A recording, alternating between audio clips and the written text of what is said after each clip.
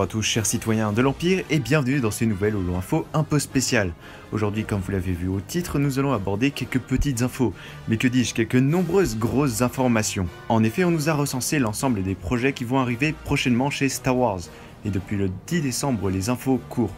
Nous avons un peu plus d'informations avec ceux qui nous avaient été donnés, et qui dit info dit aussi rumeur, alors nous allons aborder tout cela dans cette nouvelle vidéo. Star Wars débute une nouvelle ère, et ça nous promet du lourd. On quitte la saga Skywalker et en échange on nous offre vraiment du gros, avec pas moins de 10 séries à venir dans les prochaines années et quelques films. Je vais vous résumer rapidement les différents projets puisque j'imagine qu'en tant que bon fan de Star Wars, vous avez déjà dû entendre parler de ceci. Et sans plus tarder, on débute ce nouvel Holo Info, et ce avec la série qui va arriver très prochainement, The Bad Batch. Comme nous le savions déjà, nous suivrons l'Escouade 99 durant la fin de la guerre des clones, qui se verra contraint de suivre une vie de mercenaires dans un monde où ils n'ont plus leur place. Et nous en découvrons par ailleurs dernièrement le premier trailer qui est juste splendide, et qui annonce une série épique, avec Fennec Shand, le grand Moff Tarkin, l'avènement de l'Empire, de nouveaux clones, et franchement c'est tellement hypant. Deuxième projet tant attendu, la série consacrée aux rebelles du nom de Cassian Andor, vu dans le dernier spin-off Rogue One. La série, qui d'ailleurs a officiellement commencé son tournage à Londres depuis un peu plus de 2 semaines, et alors que nous découvrons une sorte d'aperçu de trailer montrant certains concept art, nous apprenons que la série sera composée de 12 épisodes et sera diffusée à partir de 2022. Bien évidemment, nous apprendrons sur le passé plutôt sombre du héros, et nous suivrons ses missions pour l'Alliance Rebelle, présentée comme un thriller d'espionnage tendu. Ce sera également le moment pour redécouvrir les origines de l'Alliance Rebelle et surtout des personnages comme Mon Mothma ou encore Bail Organa. Cette série portant alors le nom d'Andor est donc elle aussi attendue avec impatience et je suis heureux de voir du changement dans Star Wars pour découvrir des faces moins connues que ce que nous voyons habituellement. Du côté des séries qui me hype le plus, il y a bien évidemment la série Obi-Wan Kenobi, et bien que nous avions déjà appris précédemment la reprise logique du rôle d'Ewan McGregor, nous apprenons également, comme le disaient les rumeurs les mois derniers, le retour d'Hayden Christensen, acteur emblématique d'Anakin et de Dark Vador dans la prélogie. Ce n'est pas vraiment surprenant, mais je suis surtout heureux de revoir reprendre le rôle de Vador. Par ailleurs, Ewan McGregor lui-même a déclaré que c'est pour lui la meilleure des choses qui lui soit arrivée sur le tournage, et qui permet donc aux deux acteurs de se retrouver. Outre ce casting intéressant, plusieurs rumeurs au sujet de la série ont circulé dernièrement. Entre autres, une nouvelle rumeur concernant le commandant Cody qui avait déjà été donnée les mois derniers. Cody serait le deuxième antagoniste principal, bien évidemment, après Vador. De plus, une équipe de chasseurs de Jedi composée de clones chasserait le Jedi Hermite. Et ce groupe de clones ne sera pas, comme certains peuvent le penser, composé de Purge Troopers, mais bien de clones portant des armures sombres, qui pourraient donc être les mêmes que ceux aperçus dans le trailer de The Bad Batch. Reste à voir ce qui est proposé avec ces clones, mais c'est un aspect intéressant à découvrir. Revenons à l'antagoniste principal Dark Vador, lui aussi a droit à sa part d'infos. Tout d'abord, nous apprenons qu'une image du Sith assis sur un trône communiquant à l'aide d'un hologramme a été dévoilée aux investisseurs. Ceux-ci restent les seuls à avoir découvert cette image et ça me donne vraiment envie. Franchement les gars, revoir Vador ce n'est pas quelque chose d'incroyable, d'autant plus qu'il cherche à se venger. Aspect très peu découvert ou alors seulement dans les livres, mais bref, revenons à nos Lotcat. Un autre concept art a été montré aux investisseurs et cette fois-ci il s'agit de Dark Vador, n'ayant pas encore été transformé en machine et ayant l'apparence physique d'Anakin Skywalker. L'image qui leur a été montrée présente un Jedi sabre laser à la main défendant un trio de Padawan et Dark Vador montant les marches du Temple Jedi avec la 501e Légion. Waouh! Un retour à l'attaque du Temple Jedi et de l'ordre 66 est à attendre. Non mais si ça ne vous donne pas envie de regarder, je ne sais pas ce qui vous manque. D'autant plus qu'Ewan McGregor précise qu'il y aura un combat entre nos deux anciens acolytes et que la présidente de Lucasfilm Kennedy appelle ce combat la revanche du siècle, qui par ailleurs se voit confirmée par la réalisatrice de cette série, Deborah Shaw. Pour ce combat, nous apprenons que les investisseurs ont pu observer un concept art mettant en scène la lame bleue d'un Obi-Wan cagoulé se heurtant à la lame rouge ardente de Vador. Et vraiment avec tout cela, j'attends cette série avec impatience et comme je vous l'avais déjà dit dans un précédent Holo Info, la série comportera seulement une saison mais restera toutefois très intense et j'ai une impatience absolue pour cette série.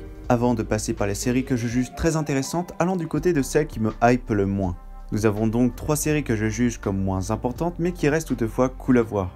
Il y a tout d'abord le projet A Droid Story, qui est actuellement en production et qui est créé en partenariat avec ILM. Elle suivra un nouveau héros, logiquement un droïde, et qui sera guidé par nos deux compagnons de toujours C3PO et R2D2. Nous n'avons pas beaucoup d'informations ni sur le fait que ce soit une série ou un film, et malgré que ce projet ne m'intéresse pas particulièrement, revoir nos deux compagnons fait toujours plaisir, donc je dis pourquoi pas. Nous avons ensuite la série Star Wars Vision qui sera composée de 10 épisodes, tous indépendants les uns des autres, racontant chacun son histoire différente et non connectée aux autres épisodes.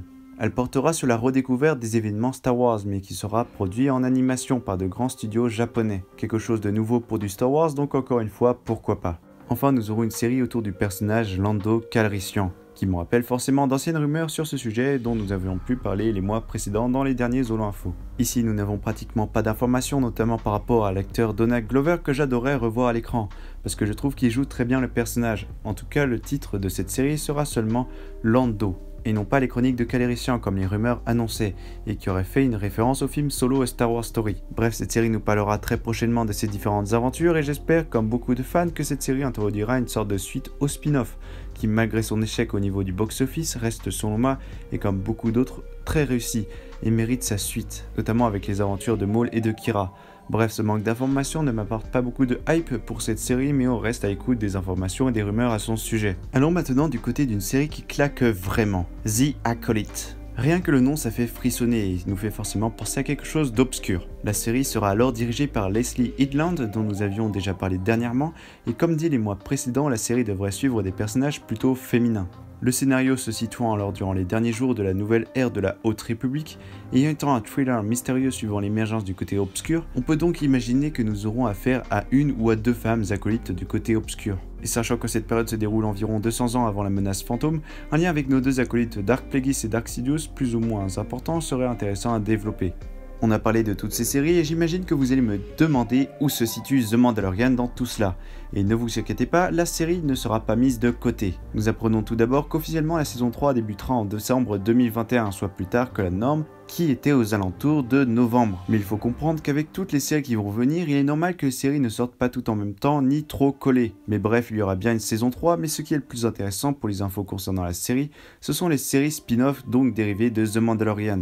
En effet, une série sur Ahsoka Tano nous a été confirmée avec, comme dans la saison 2 de The Mandalorian, l'actrice Rosario Dawson comme interprète du rôle. La série sera toutefois limitée et proposera très probablement une seule et unique saison, qui sera malgré tout dirigée par nos deux meilleurs réalisateurs Dave Filoni et Jon Favreau. Cette série, à l'égal de l'autre dévoilée sous le nom de Ranger of the New Republic, se déroulera dans la même période que The Mandalorian. Alors la quête de Thrawn, comme on a pu le comprendre dernièrement, est forcément envisagée. D'autant plus que la seconde série spin-off nommée Ranger of the New Republic, qui littéralement se traduit par Soldats de la Nouvelle République, qui proposera sûrement de suivre des pilotes comme on a pu le voir dans The Mandalorian, ainsi que des soldats avec les mêmes insignes que Cara Dune. Nous savons que l'ensemble de ces séries comprenant The Mandalorian, Ahsoka et Ranger of the New Republic s'entremêleront avec de futures histoires et culmineront dans un événement marquant. Et franchement, j'apprécie énormément le fait de vouloir connecter l'ensemble de ces événements en une histoire unique qui se finira par un gros événement, un combat final ou autre chose, mais franchement, c'est vraiment intéressant comme nouveauté. Et j'espère bien voir explorer les liens avec la postologie, que ce soit pour le système Osnian, la Résistance ou encore le Premier Ordre. Bref, ça me hype à 300%. Pour finir, nous apprenons encore le projet de contenu, non pas comme tous les autres sous forme de série, mais bien sous forme de film. Le prochain sortant sur grand écran ne devrait être disponible qu'à partir de décembre 2023. Donc pas de nouvelle trilogie, du moins pas encore, puisque cette année-là sortira le film Rogue Squadron. Et rien que le nom, je me dis waouh, ça va être ouf. Mais c'est surtout ce qui va nous être proposé qui me hype. Puisque réalisé par Patty Jenkins, à qui l'on doit les merveilleux Wonder Woman, le film entrera dans une nouvelle ère de la franchise avec une nouvelle génération de pilotes de Starfighter. Ce film suivra les actes héroïques d'un groupe de pilotes de la Rébellion, et bien que ce nom nous fasse penser au jeu lui-même, l'œuvre sera bel et bien originale et ne suivra que par des inspirations les œuvres des comics et des jeux. Et pour moi, ce film pourrait faire entrer la saga dans une ère après l'épisode 6, où la fameuse escadron Rogue se distingue grâce à leur acte de bravoure, avec pourquoi pas des références à l'opération Cendre et la bataille de Jakku, et j'espère avant tout revoir les personnages emblématiques tels que Wedge Antilles, Luke Skywalker ou encore Hera Syndulla. Et franchement, ce projet tout nouveau avec du 100% X-Wing, je garde une grande place dans mon classement des films et des séries les plus attendus. Nous terminons les dévoilations avec le film de Waititi qui est en cours de développement. Nous n'avons aucune information sur l'art du film, toutefois nous avons eu des concept art du film, avec notamment une galaxie et surtout un monument semblable au Toyor, dont nous parlions dans ma précédente vidéo. Et j'espère bien que développer l'origine des Jedi serait intéressant, toutefois cela me semble à l'image du rêve. Et malgré le style qu'apporte Waititi à ses films, avec des touches d'humour, etc., il ne faut pas oublier que c'est lui qui a réalisé le merveilleux 8e chapitre de la saison 1 de The Mandalorian, et qu'il restait très réussi. Bref, j'ai hâte de voir son film qui a priori ne sortirait pas avant 2025. Voilà donc tous les projets dévoilés. Si on compte tous ceux qui nous ont été nommés, on peut donc remarquer qu'il manque plusieurs séries parmi les 10 qui vont arriver dans les années à venir, et 2 projets d'animation n'auraient pas encore été dévoilés. Alors je garde encore espoir pour une suite à Rebels, ainsi que sur la supposée série animée dont les rumeurs parlent sur la période de la Haute République. On a donc fait le tour des informations que nous avons eues jusqu'au jour auquel j'écris cette vidéo, et bien évidemment on vous tient au courant du reste des rumeurs concernant Star Wars dans le prochain Nolo Info au début du mois prochain. Avant de quitter cette vidéo, j'aimerais vous remercier pour votre fidélité et votre confiance. À l'heure où je tourne cette vidéo, nous sommes à 291 abonnés. Il ne manque plus que 9 abonnés afin d'atteindre l'objectif des 300 abonnés. Alors pour l'atteindre au plus vite, je vous invite à partager au maximum ma chaîne et cette vidéo. Et je vous remercie infiniment et l'annonce de la FAQ arrivera prochainement, ainsi que l'arrivée d'une vidéo spéciale pour vous remercier. Je peux vous dire, vous n'êtes pas prêts.